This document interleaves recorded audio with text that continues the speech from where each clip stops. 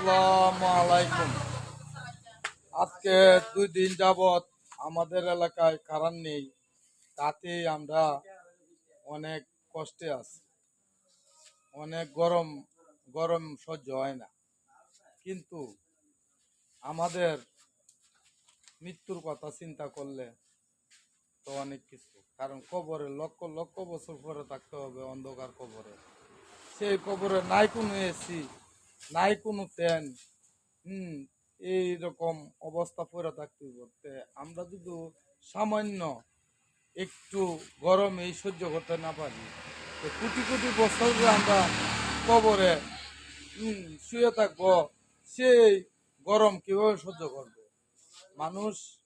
এটা বুঝে না। আল্লাহ তালা মানুষকে বোঝাবার জন্য কত ধরনের কত কি দিতেছে, তারপরে মানুষ এখনো বুঝে না।